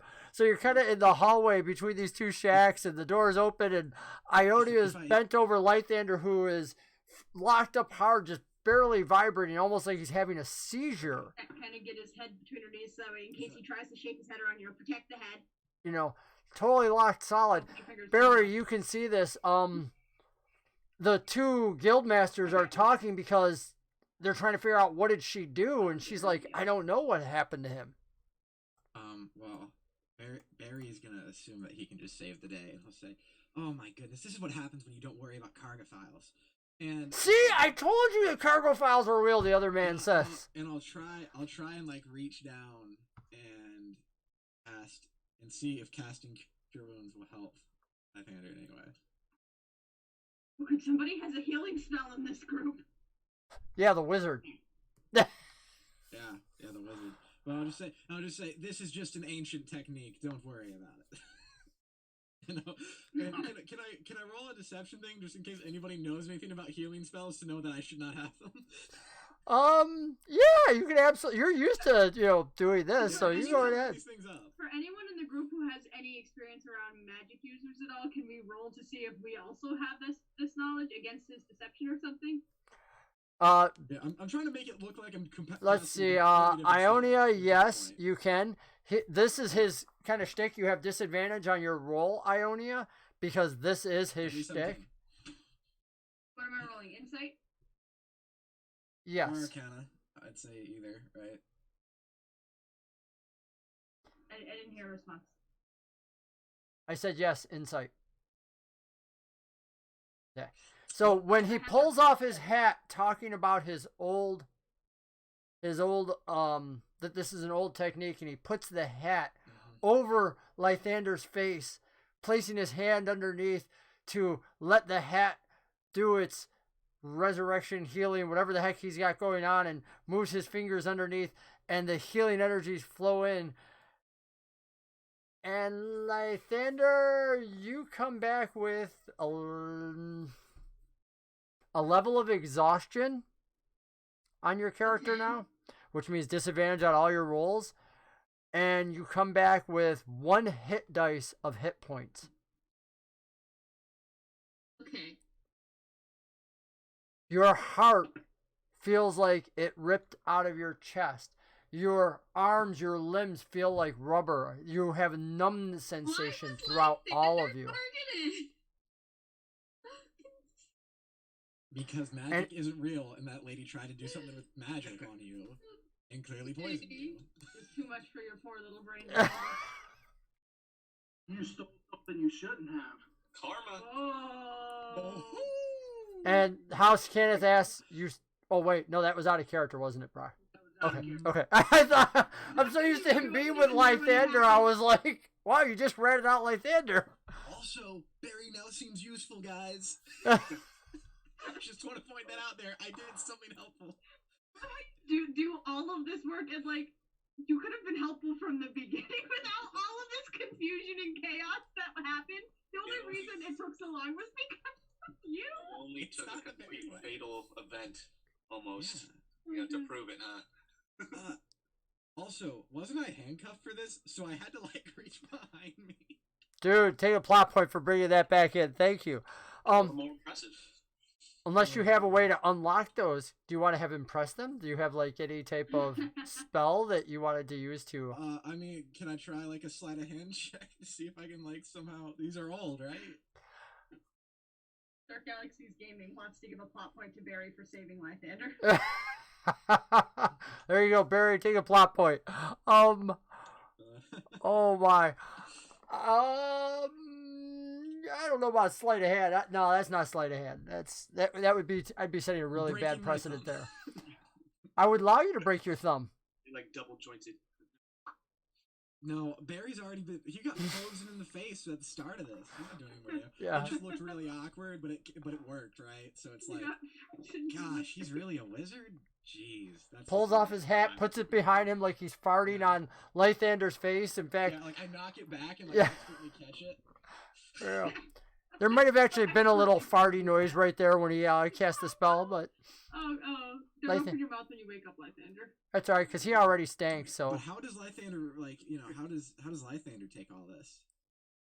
You wake up. Waking up with a man's butt in your face. Exactly. Not the first The big guy. Good memories. I know this butt. I mean, he's kind of, tired. It kind of makes this really disgusted face where he goes, that is not my mother's face anymore. What? And just kind of push the butt. So waking up with your mother's face in yours? No, I had seen my mom and my dad, and then there was a butt. Oh, very different picture. Your mom and your dad?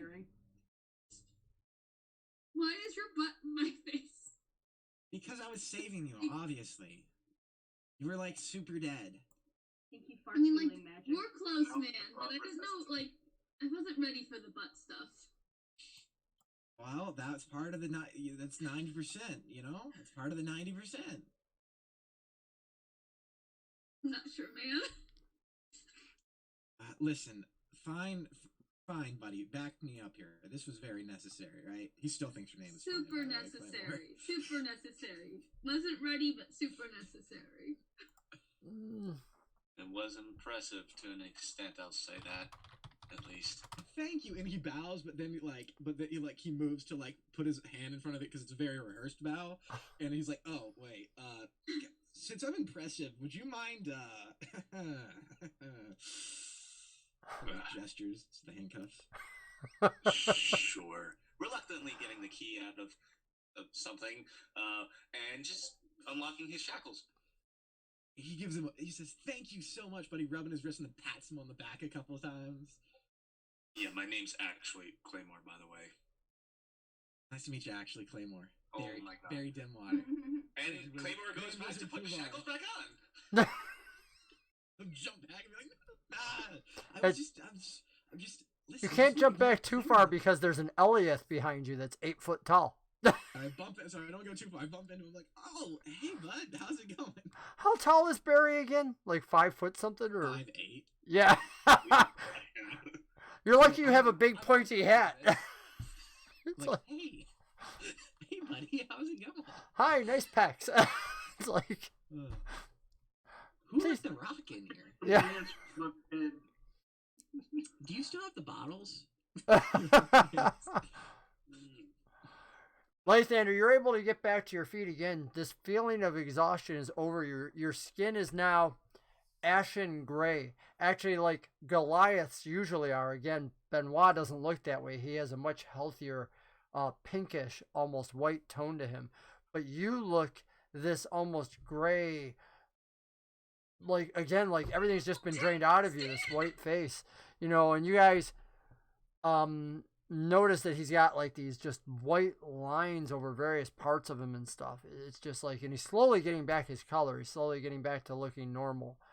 What am I gonna do without my charming persona? That's like 90% of me. Who am I now? Lysander the Ugly? No! Can't go back to that. That was my entire teenagehood. Ouch. It's You're okay, getting your color Lysander. back. Listen, nothing can be worse as the one time where you thought you were reaching into somebody's purse and then it started to be a lot squishier. She was grabbing somebody's jewels. Oh I don't god. want to talk about this anymore. Oh gosh. I mean, I thought my magic show was interesting, but that day, everybody was looking at you. Benoit, what do you think about these humans? I'm not a human, thank you very much. Interesting characters.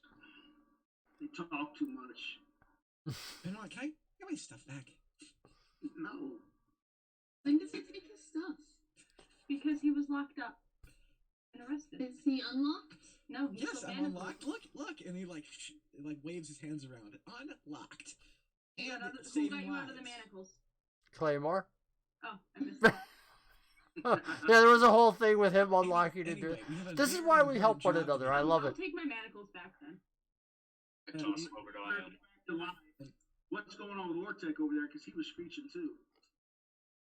Oh yeah, is he alright? Ortec points at Lysander. He's dead! No, Lysander, very clearly alive again. That would be I'm alive. Not the best condition. Dead should not walk! What to me? Dead should not walk! And he stands up. He's not dead. He's not dead, Ortec, calm down. Make a persuasion roll. Please don't hurt Can I me. get advantage over the fact that like I already asserted dominance over him? Yes, absolutely. And you can have a plot point for reminding me of that. So And you yes. can technically I speaking. have a backup plan if this doesn't work. Because, yeah, he's It looking... will not, but it will not go well, so please let this work. Benoit, you realize that he, I'm gonna add 1 to make it a 20. Okay. You're like, look, you get right in his face, and you do something similar to what Benoit did in that front captain's room when none of you were around. You go on the offense of getting right in his face as you're like, look, he's alive, you know. You're looking up at him, your finger pointing right up towards his snout again. And Ortec just kind of snorts, snot a little bit on your fingers, and you don't even move it away, and he just stops and he says, "He looked dead to me. Looks somewhat better now." And he was saved. And then That's what happens when you have a grand hoo-ha wizard. exactly. And then a little voice from behind him, he says, "That's what happens when the earwigs get in, or the cargo files. They eat your brain and kill you." Yes, they do, but please shut up. You're not important right What now. happens to other people I getting- am. And then he turns to And he the points towards lady. Barry and yells, "He's got the secret. He knows what's happening. He's not I do telling know us." oh my Ask God. him about Bronzebeard. Okay, yes, I will tell everyone everything, but first, and he'll turn to the lady. Shouldn't we all be getting underway with this very important job that I'm very much so in charge of? The woman looks at you, looks over towards the man, and the man says, "You're in charge of nothing, and I don't recall saying that even your manacles could be taken off." He says, "We agreed to take any spells off of you in case you might be helpful. What knowledge do you have of this cellar door?" Well, the cellar door. What knowledge do I have? Knowledge is a strong word. And the room kind of Insight. goes silent. Insight is a helpful word, and I believe I could provide great insight. What is the exact nature of this?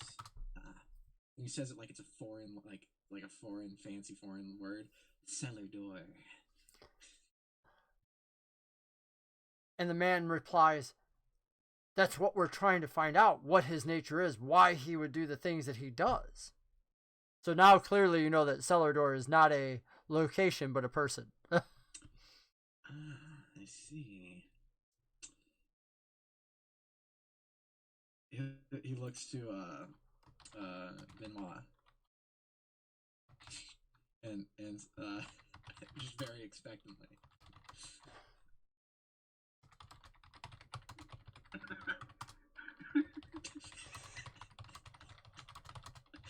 I'm gonna count this as real time. It's still this quiet for this long. Then he was staring, looking back and forth like.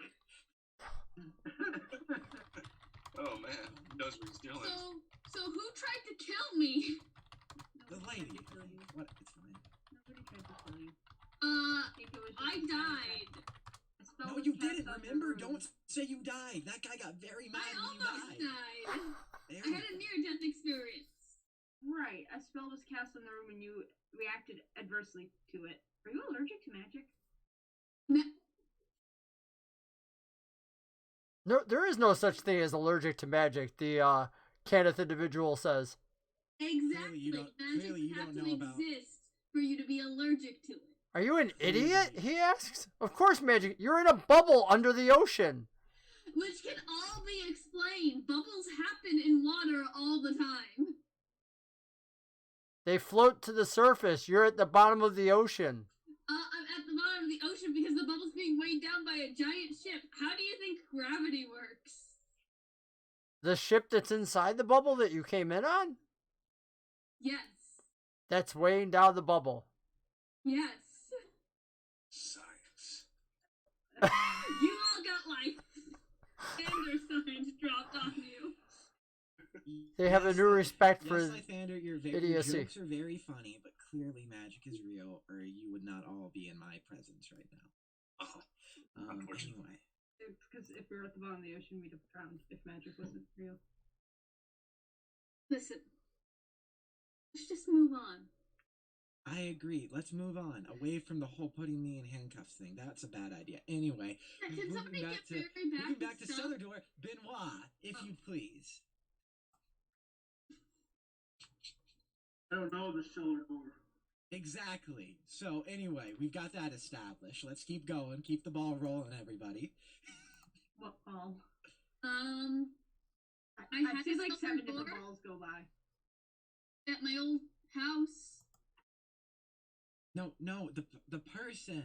We don't have a Oh, gadget right. person. I keep forgetting. The very, very cunning person, I'm sure, What, is he somewhere here? I thought the whole point was that he wasn't here. No, the whole point is that he brought the blight. We were trying to gather information. Right. But none of us have information, so why are we trying to get this? Clearly, we the don't know that information nobody has Hootsuwatson information. isn't here. So let's focus on what's really important here, and that's me investigating this, this place and becoming super famous for my magical awesomeness because I, find something cool. You're really stealing cool. research to publish it as your own? Of course not. Co-authorship with my name first. Benoit, since you and Claymore may make perception rolls for me. It goes by contribution to the research. And I do want to. I feel like it would be very Barry-esque. He would start saying the word prophecy. He'd be like the stuff. So Barry starts throwing in this about learning more about the draconic prophecy, trying to sound very knowledgeable and whatnot. However, the words have already been used that, he might be here to share in some of the glory of discerning about all that and whatnot. And while the others seem somewhat oblivious, now you see the two guildmasters who have been whispering to one another say, "You won't be going anywhere near the draconic prophecy down here. I don't know who sent you, how you even found out about this place. But at this point," and he looks to both Claymore and Benoit, who are still on both sides of you, and says, "We don't want him going anywhere out of your sight, and we don't want him going anywhere without you. Don't." And he looks as if considering really what he's saying, that he doesn't know either of you that well. And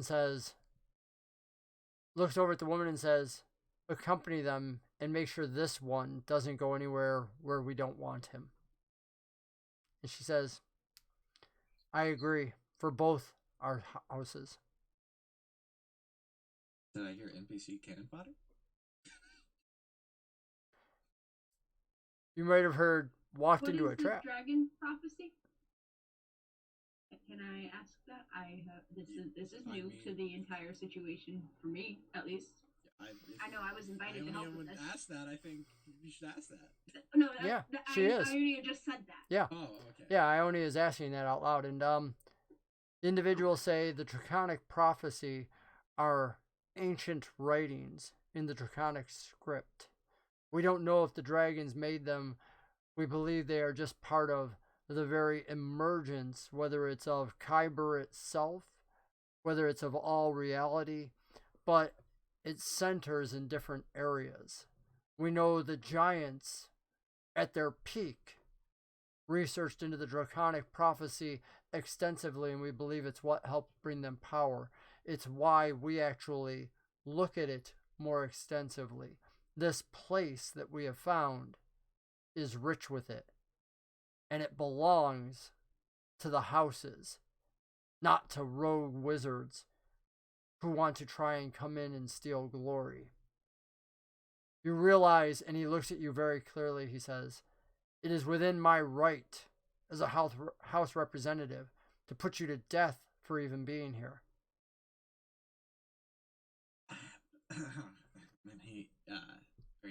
And he pulls up a small brass charm and puts it to his lips as you're speaking.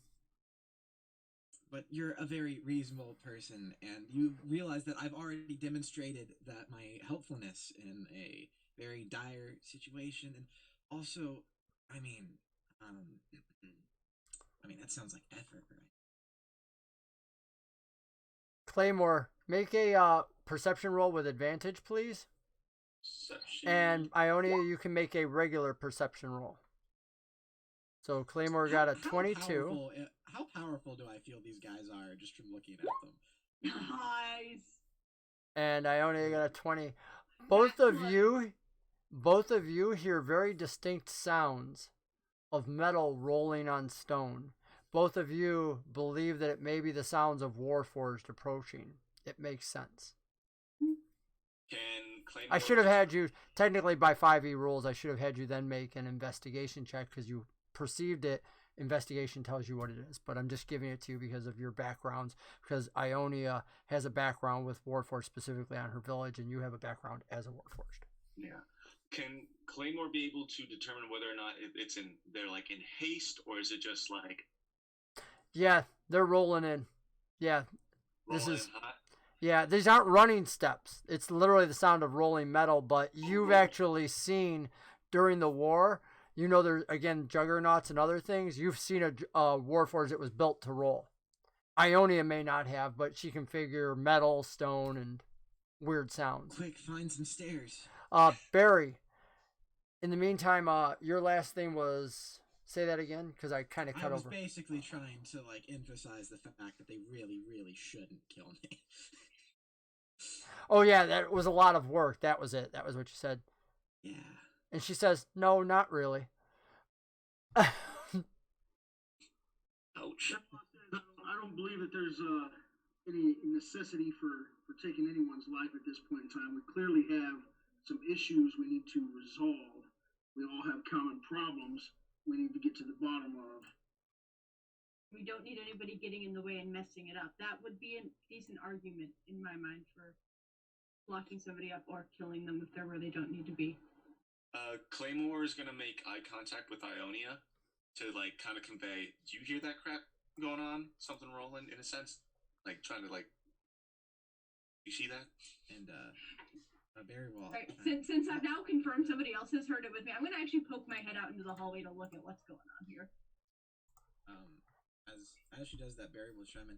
And also, I mean, if I do know something and somebody did to me, not that anyone did, but if that were the case, wouldn't you want to see what the hell I'm trying to figure out anyway? Right? Definitely a good call for interrogation and torture. That is not the words you say to your best buddy Barry. I don't know you. Yeah, but I have verified nothing about you. We're all friends now. No? We had a near-death experience together. The male says, "We have none of the Thorani here, unfortunately, and they are the experts in such torture techniques that will give us the truth that this one is hiding. However," and it's just about this time that as Ionia is looking out in the hallway, this massive ball rolls up and stops about 3 feet away and transforms and becomes this rounded back, smoothed over head Warforged of a type you've never seen before. And one of the other ones comes up, and again, it was one of the ones like outside where its bottom half has actually shifted to be running legs, come closer. And the one with the running legs actually already has a weapon in its hand. The metal one actually comes out with what looks like 2 club-like fists Ionia from inside in it. like this instinctive manner that's more on edge with Warforged up front than she likes to let on sometimes, because she's trying to be a good person and she has a Warforged friend, genuinely. But seeing them approaching with weapons and everything, immediately pulls her weapon out at the ready for like defense and potentially attack, and kind of announces, "Someone called her Warforged over?" Claymore would like to take note that Ionia pulled out her weapons, so in that, instinctively pulling out my war like hammer. Which makes Lythander instinctively slink into the shadows. Still, like, pretty much out in the hallway, so he would have seen whatever Ionia saw. And if they're coming in, you know, with a weapon drawn, he pulls his hold of collapsing out and extends it and moves into a combat stance. And at that point, roll for initiative. You still have my stuff. And that, with the roll for initiative, is where we will be ending it for tonight. It's 11 o'clock. You guys have just gotten into the approaching Warforged. You've gotten Barry with you. You've discovered more about the ziggurat, the prophecy, under the city, the giant history. You've also found out that Lythander can rob somebody literally right in the middle of anything. Lythander was both knocked out dead, brought back to life. We've got a wizard that can heal people. We've got history on the Blight happening. We've learned more about Cellar We are like prepared for a dozen different things. We've got history together. You guys have done a lot, even with our slow beginning of having all the tech that I had to adjust. I want to thank our viewers for being here with us tonight. You guys made this so incredibly much fun for me, just having you all here. You guys chatted, kept the game alive. had fun with our players. You made this a lot of fun, and I want to thank you. We do this because we're just friends sitting around a table together, loving on one another. And whenever our viewers come in, it really expands our table and becomes a really big thing. So thank you, one and all. Anybody want to give anything about what's upcoming in your week before we sign off? I posted last week a speed paint video with commentary of a picture that I did digitally of Ionia. Some of that commentary talks a little bit about her background and stuff, and some of her experience with the war, a little bit about her hair, and some of my characterization for her, which is pretty darn cool. That's up. You can go check that out. Sweet. It's linked on my Twitter. I want to, that is really awesome. I am putting up a picture right now of our Discord channel because she's mentioning that she's on Twitter. We all have the Twitter handles up there. We also have a Discord channel, which any of our viewers are welcome to come and join us at, where we chat about things throughout the week. We throw up everything from memes, talks. We have some synopses there that we are working on getting together, brought to you by our players who are working really hard for you. Anybody else have anything that they want to share before we head totally out here? Thank you so much for letting me, like, you know, be on the show. It was like, this is awesome, y'all. Yeah. It is. Hope to do this more. Good to have family Glad with. to have you. Yeah, absolutely. That's a whole different dynamic to the whole group, for sure. It is. I want to thank you all again. Triplicate Entertainment does our overlays. He's a really great guy. If you have an opportunity or you have a need, please reach out to him. In the meantime, I just want to thank you all for being here. We're winding down, and God bless. We will see you all next week. Same Monday night, same 9 o'clock time. And I want to hold this up so everybody can wave goodbye. Bye. Everybody say goodbye. There we go. Love you guys. God bless. Take care, everybody. We'll talk to you next week. Oh, well, now I'm clicking all over the place. Oh, there we go. That's the one that I wanted, the end stream one. There we go.